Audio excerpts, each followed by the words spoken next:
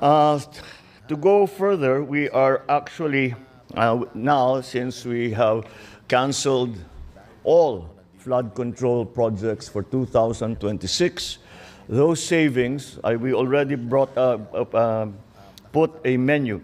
Sabi ko nga sa inyo, isa pa yan. Yung flood control projects, kinancel niya. So, walang flood control projects for 2026. So, paano yan? Malulunod tayo sa baha. Hindi mo naman kasi kailangan tanggalin yung budget ng flood control eh.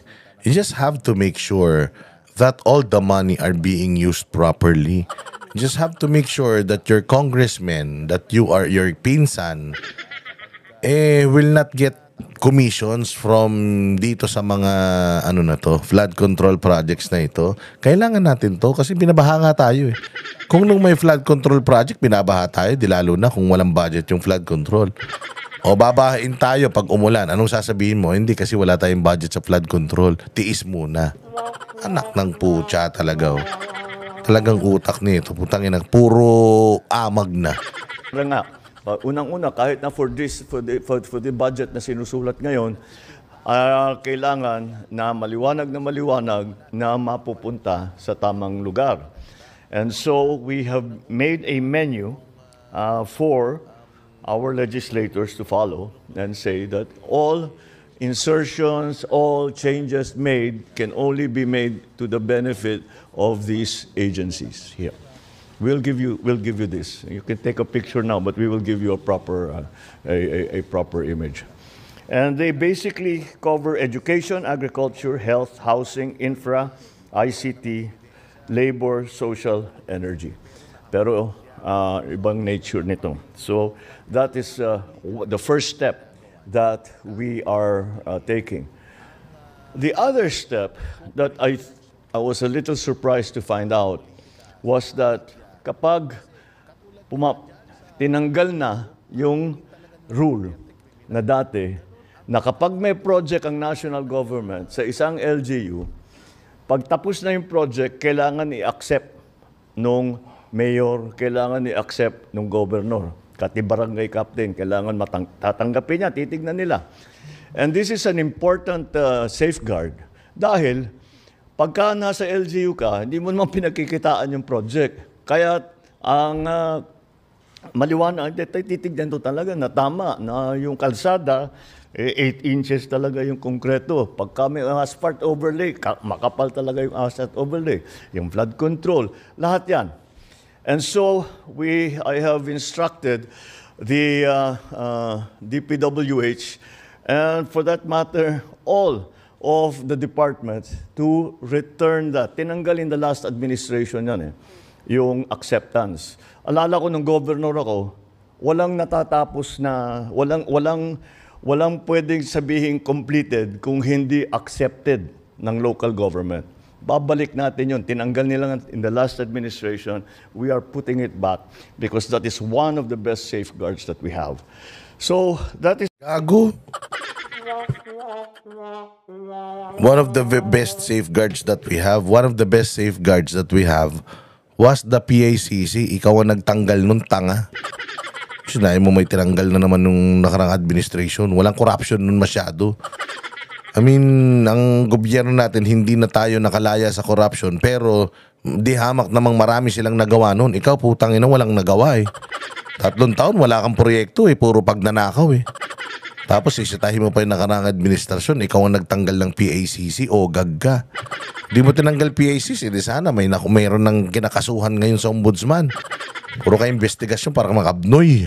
This is essentially the situation as it stands. We are trying to move as quickly as possible. In the meantime, of course, our attention continues to be directed to the work of government, that the infrastructure development continues, that our education program continues, that our social programs also continue na walang patid. As a matter of fact, we are accelerating them and increasing them. So that's generally the situation. But so now I'll open the floor for questions. Thank you. Thank you very much, Mr. President. The first question will come from Kat Domingo of ABS-CBN. Good morning, Mr. President. Sir, in terms of priorities and focus, how different would the investigation of your independent panel be compared to what we've seen in the House and in the Senate? It will be completely independent. That's something that cannot be said if, for example, the Senate conducts, maraming nababanggit na senador. If the House conducts the investigation, marami ring nababanggit na congressman. Kaya sinasabi ng mga tao, bakit naman nag-iimbestiga sila but they're investigating themselves, which is always a little bit of a difficult situation. It's hard to be fair. But they are, of course, as I said before, it's their prerogative to conduct such investigations. However, so as to make it very, very clear to people that this is independent. I would like to stress this. Kaya nga, so ano nga ang plano? So is this gonna be, is your resolution going to be prioritized than the resolution ng Senado and Kongreso if ever magkaroon? So ang sinasabi mo na ikaw yung may kapangyarihan o mas okay yung sayo kaysa sa kanila? Kasi what's the point na naggumagawa pa sila doon ng investigation if you're making your own investigation? Di ba? So ano ito? Nag-awawaldas tayo ng pera pare-pareho? Tatlong klase ng investigasyon, tatlong resolusyon. Sinong susundin ng ombudsman? Wala ito. Wala talaga. Over and over again. It is an independent commission, and that is why we have taken great pains to make sure that that independence is respected, is recognized, and is observed. And that's what we plan to do. And that's the difference, is that we can say, at least this commission can say, they have no ties to any part of government. If you look, they are all out of government. There are all personalities who are out of government, except for Mayor Benji Magalong. And the reason he became a special advisor is because he would have had to give up his mayorship to take on this position. So he chose to keep his mayorship. I don't blame him, but nonetheless, we can use his talents. But that is the specific. That is for us the differences that we can point to show that it is in fact independent. Sir, just a follow-up question. Congressman Toby Tiangco has blamed your cousin, House Speaker Ferdinand Martin Romualdez, as well as former House Appropriations Chair Zaldico as one of the culprits behind the schemes. Aside from repeatedly mentioning that the panel will be independent, how do you convince the public that your cousin and other allies, both in the House and in the Senate, would not be spared from the scrutiny of this panel? Well, there's only one way to do it, isn't there? They will not be spared. All right. Anybody will say, hindi, wala tayong kinikilingan, wala tayong tinutulungan. Wala namang maniniwala sa'yo hanggat gawin mo eh. So, gagawin namin. All right. Thank you, Mr. President. The next question from Rich Bon. Kita mo, tapang-tapang naman pala eh. Gagawin daw. Pero hindi kayang pangalanan kahit isang beses, hindi nga kayang mabanggit yung pangalan eh. Hindi nga kayang mabanggit yung Zaldico, yung Romualdez eh. May isang interview nga siya, sabi niya, na kung involved yung pinsan niya, eh dapat pakinggan siya. Hindi ka nagsasalita eh, hindi ka nagpapakita eh. Hindi ba, mayroon ng issue pa ng bagabagahing pera dyan sa Okada, hindi nyo mabigyan ng komento yan? Daily Tribune. Good morning, sir. Good morning. Can you tell us more, sir, about the selection process of the ICI? Were there others po ba that who were considered to join the commission? It wasn't. We opened the process to people. We said that we need independent people to man or to occupy the positions in the commission, and so that's what we tried to do. And we contacted many people and see if they were willing. But essentially what we needed was somebody like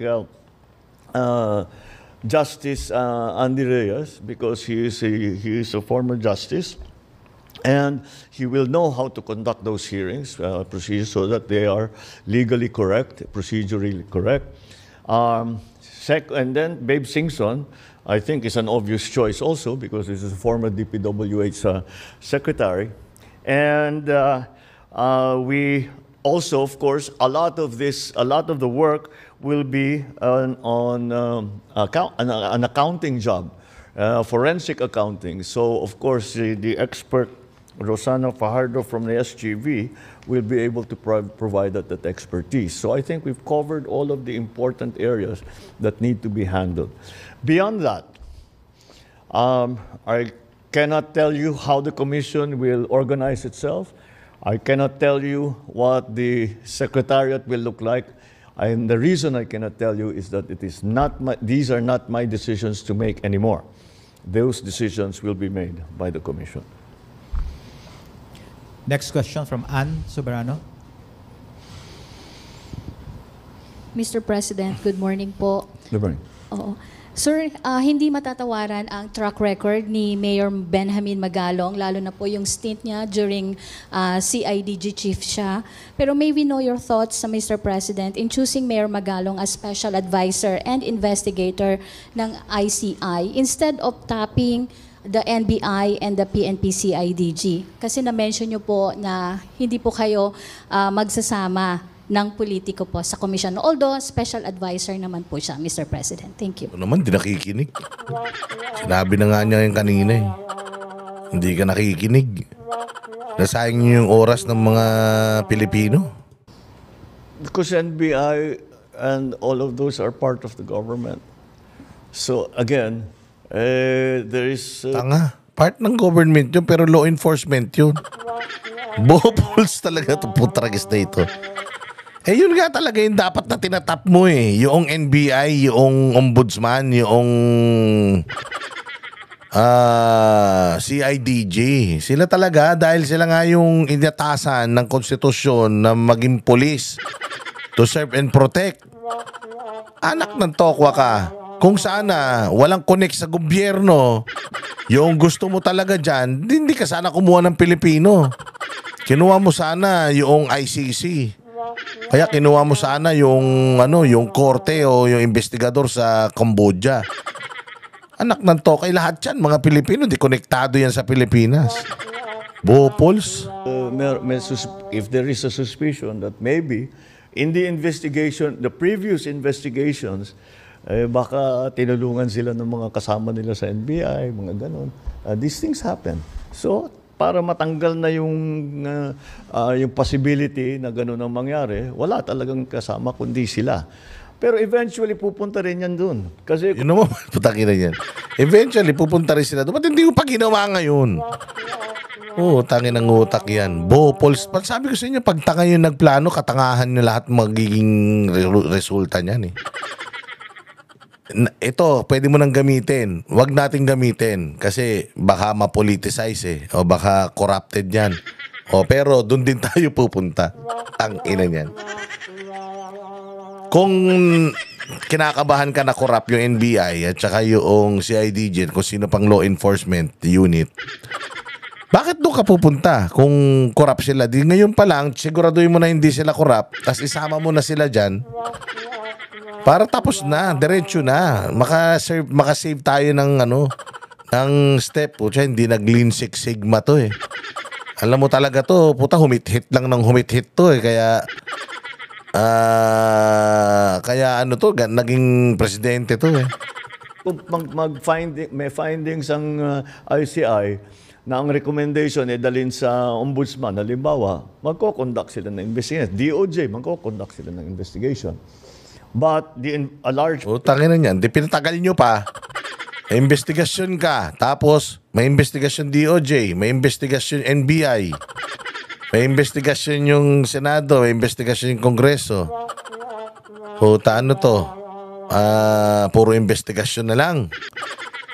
Sabi ko sa inyo, magulo. Magulo talaga to kasi gusto nilang pagtakpan. Yan yung sinasabi ni Inday Sara na kung talagang gusto mo, o isang araw lang may magagawa ka. Pero ito tingnan mo, wala siyang plano talaga. Ni yung mga sagot niya walang direksyon. So ano mangyayari dito sa investigasyon? Basura yan katulad nila. Of course, they will be able to take note of the investigation that was already conducted by the Independent Commission. And in that case, that we are not, they will not, Ano ba talaga? Putang ina.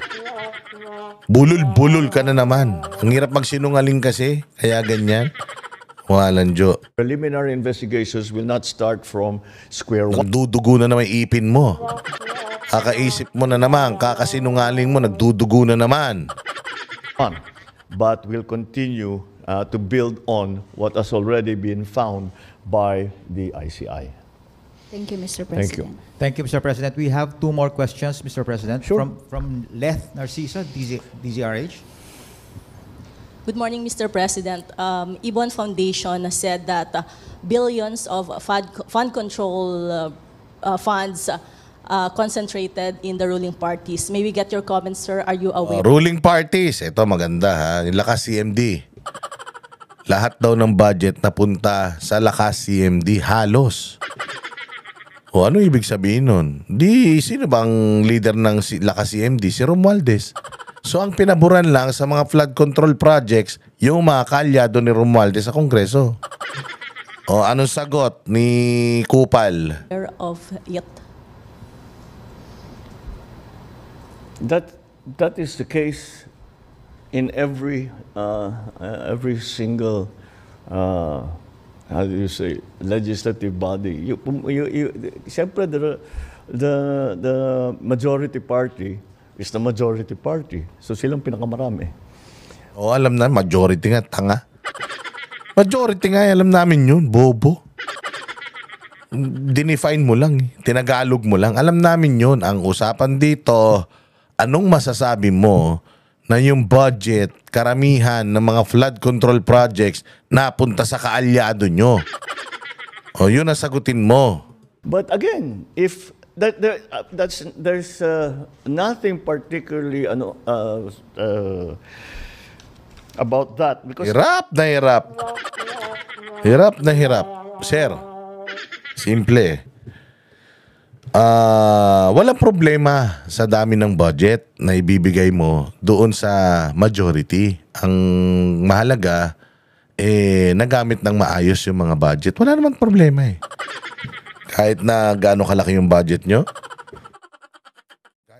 kahit na gaano karami yung perang gamitin ninyo, basta napunta sa tamang proyekto at saka nagamit ng maayos yung pera, okay lang.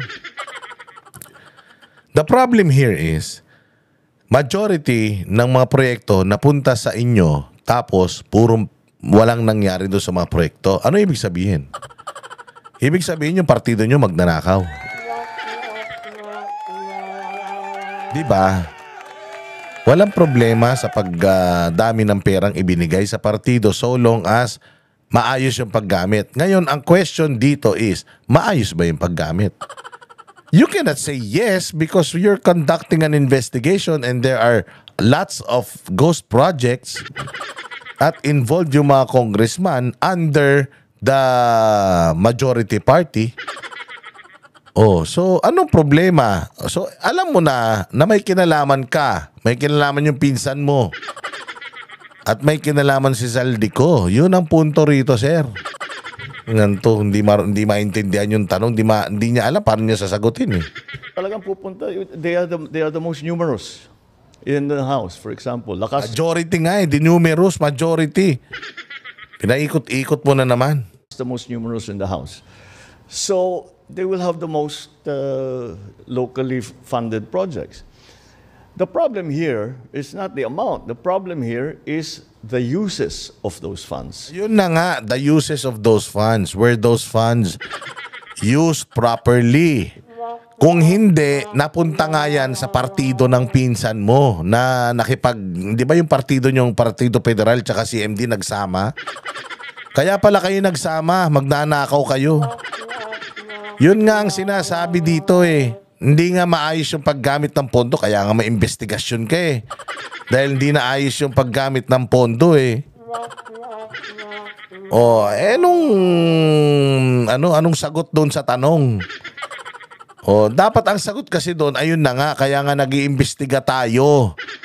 Walang kamag-anak dito, walang parti-partido dito, kaya nga tayo nag-iimbestiga dahil pag nalaman natin na sangkot sila, ipakukulong natin sila, ganun. Putsang ina, nililigtas mo kagad yung partido nyo eh. Kayo na nga yung pinakamaraming proyektong may pagnanakaw, nililigtas mo pa. Ano mangyayari rito sa investigasyon mo? Kahit naman sa kanila napunta lahat, kung magandang patakbo, di walang problema. Kung yung flood control Oo nga, hindi nga maganda yung patakbo, gago. Kaya ka nga Sorry. Kaya ka nga nagpapaimbestiga eh, dahil hindi maganda yung tinakbo eh. Utangin na yan. Anong klaseng sagot yan? Pucha, anong utak ba meron to? Ang tanga naman nito. napakaganda. Kung yung lahat ng mga project napakaganda, yung dredging perfect, edi ano problema? Walang problema. But that is not the problem. That's not where the problem lies. The problem lies in the actual implementation of the projects. And that's Ayun na nga. Palpak yung implementation. Tas majority ng mga palpak na implementation sa partido nyo. That's the problem. That's why you're investigating. Kalimutan mo na ba? Putang inang utak to. Utak kabuti din talaga eh. what we are investigating. Ginagawang, wala namang ginagawang politika na naman. Hindi ginagawang politika. That's the truth. That's fact. Oo, facts yan. Na majority, CMD, lakas CMD, maraming mga ghost projects sa mga congressman na involved is nasa partido ng pinsan mo. Anong political dun? Ngayon pa lang, inaabogado mo na yung pinsan mo eh. Paano mangyayaring maayos na investigasyon nyo? Thank you, Mr. President. That's what we wanted to do. Remove it from politics. Don't politicize this. It's simple numbers dito. Simple lang to. Magkano ang ninakaw na pera ng mga balasubos na ito? Hindi niya masabi. Magkano ang mga ninakaw na pera ng mga congressman dapat sasabihin niya eh. Pero sabi niya, teka, madadali ko. O mga balasubas na lang. Tangina bongbong, wala ang bayag. That's what we need to know. That's what we need to fix. And as a matter, now that you bring it up, one of the things that we are looking at, dahil iniisip ko, kakasuhan natin sila. Then, okay, the cases will go on. May mananagot, meron dyan makukulong, meron dyan pa-fire, whatever. Para sa akin, kailangan buuhin nila yung project. Dahil, kung titignan ninyo, may warranty lahat yung project na Noon yan. pa namin sinasabi sa'yo. Noon pa namin yan sinasabi sa'yo. Kaya nga sabi ko, di ba, tingnan mo sino yung mga, ano yung mga project, puntahan nyo isa-isa, alin doon yung depektibo, alin doon yung dispalinghado, alin doon yung ghost projects. O tapos, singilin nyo yung mga kontraktor. Para yung mga kontraktor, singilin din nila yung mga nangumisyon sa kanila. Di ba sinasabi na namin sa iya, ngayon mo lang naisip? Ang klaseng utak yan. Kami na magpresidente dyan. Kahit sinabi nilang completed, pag na-discover na hindi tama ang pagkagawa, they still have to respect, they still have to honor the warranty that they have given us to complete the project properly. So we can still go back to them at sasabihin natin sa kanila, balikan ninyo yung walang kwentang project na ginawa ninyo at ayusin ninyo ng maganda. Out of your own pocket. Number one. Now, I don't know what will happen after the ICI will make their findings known to whatever agency, kung they will be fined. Nasa sa kanila na yun. That's again, it's beyond the executive's purview. So that I think let us not focus on the politics of it. Let us focus on simple pesos and centavos of it. Thank you, sir. Thank you, sir. The last question will come from Ivan Mayrina, GMA7. Mr. President, while the ICI is just about to begin its work, protest actions have already been mounted and more are being organized. The ones on the 21st are expected to be big. Is this a cause of concern for you that it might potentially snowball into something similar to what happened in Nepal or Indonesia? Nako po. So yung mga rally, pinag-usapan na, yan na. Anong meron? Well, that is only if we don't do anything about it. Look, what we have found, you have to remember, I brought this up. O, di ba? Sayo sa inyo eh. I brought this up. So, ibig sabihin, ano na ako dito? Absuelto na ako? Gago? Hindi. Tangina, hindi. Hindi po, sir. Kasi si Pangulong Duterte na nakakulong ngayon sa ICC for the same reason. Dahil ginawa niya yung trabaho niya as a president. And you, as a president, should really do it. Ngayon, yung mga nangyari nung panahon ni Pangulong Duterte, yung naging reason bakit sa kanya siya nakakulong, sinisisi sa kanya lahat ng mga nangyari. Ngayon, dito, sinisisi din sa iyo lahat ng mga nangyari kasi presidente ka. If the law applies to, if the same logic applies to Duterte, it should also be applied to you. Even if ikaw yung naglabas ng kabulastugan na ito, kung wala kang may papakulong, kung wala kang mga mapapangalanan, kasapakat ka dito, Bongbong. Ikaw ang may kasalanan ng lahat ng to. Unang-una sa lahat, pirma mo yung nandoon sa mga proyekto na yan. Pirma mo dahil ikaw ang pumirma ng GAA. Ikaw ang pumirma ng BICAM report eh. So lahat ng corruption doon sa budget na yon, ikaw ang last signature. Kung merong last line of defense, yung ikaw yun. So dahil nakalusot sa'yo at ikaw ang pinuno, hindi ka absuelto, Bongbong. Ikaw ang may pakana ng lahat ng yan. Para ka rin tatay mo eh. Tsaka hindi ikaw ang brought this up, ulol. You know who brought this up? Kaming mga Pilipino. Dahil ang yabang-yabang mo, noong SONA mo, sinasabi mo yung flood control project mo, biglang umulan tas bumaha. Oo, kalikasan brought this up. It's not you. Wala ka na nang magawa but to answer questions at iligtas mo sarili mo. Pinagsasasabi nitong gunggong na ito. And it is my interest that we find the solution to what has No, it's your interest. It's our interest. Sinasabi na namin sa iyan noon. Sinabi na nga ni Inday Sara sa iyo noon. May mga kawatan eh. Na mga congressman, hindi mo nga ginawa ng paraan. Anong it's your interest? Tanga. Naipit ka na dahil hindi nyo na kayang itago yung pagnanakaw nyo. Sasabi mo. become a very egregious problem. And since this has all been exposed, well, it's actually known to many people, but it has now been exposed to the general public. Do you blame them for going out into the streets? If I wasn't president, I might be out in the streets with them. Ayun Sinililigtas niya talaga yung sarili niya. Na gusto niya din daw mag-rally kung hindi daw siya presidente. Tanga. Kaya nagrarally yung mga tao. Ayaw na sa'yo. Bobo ka talaga. Wala ka talagang alam. Ayaw na ng tao sa'yo kaya siya na nagrarally. O, subukan mo pumunta doon sa rally. Baka ipako ka sa krus doon. You are the purpose while people are speaking up, are going out. You are the reason, sir. Wala kang ginagawa, wala kang nagawa, wala kang kwenta. Yun ang problema. Tas sasabihin mo na kung di lang ako presidente, lalabas din ako. Lumabas ka. Para malaman, actually, pinakamagandang ang gawin mo, magbitiw ka na eh. Kasi pag nagbitiw ka, sigurado eh. Sigurado, boss, aalwan ng buhay ng mga Pilipino. So, of course, they are enraged Of course they're angry. I'm angry.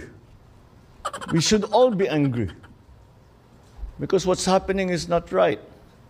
So, yes, express it. You come, you make your feelings known to these people and make them answerable for the wrongdoings that they have done. You know, ang linis niyo. Ang linis! Oh, make your voices known.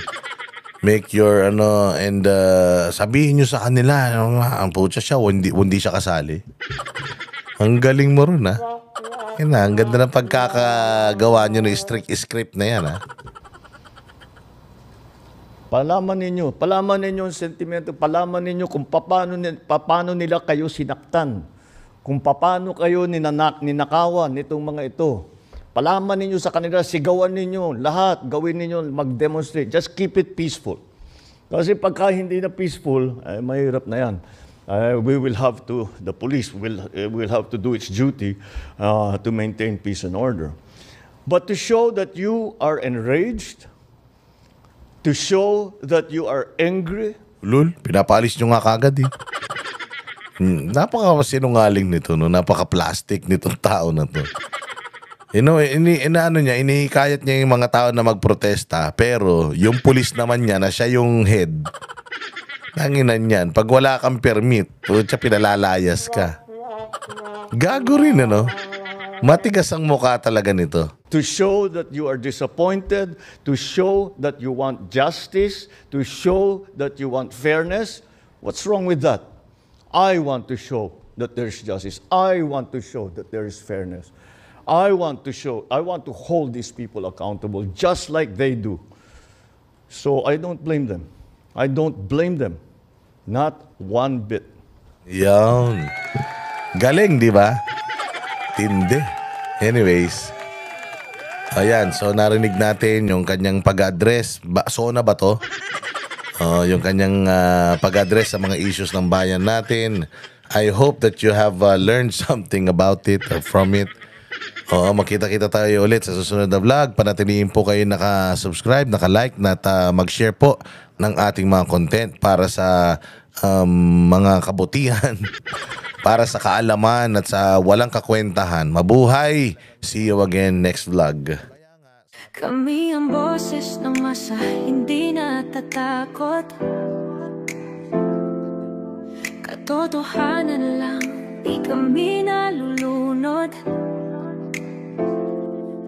Walang bahid ng sismis, lahat ay totoo. Kahit sino ka pa, pag mali ka babanatan ka. Walang pinipili kulay, wala kaming kinikilingan. Basta para sa bayan, kami lalaban.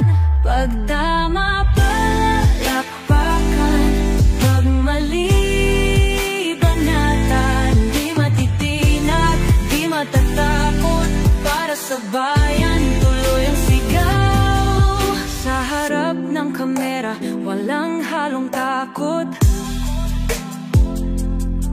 Mga baluktot, lahat kayo'y tutumba.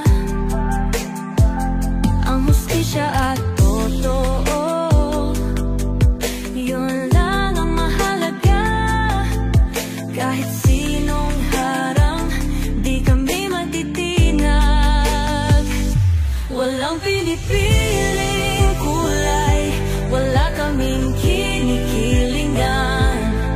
Basta para sa bayan, kami lalaban. Pagtama palakpakan,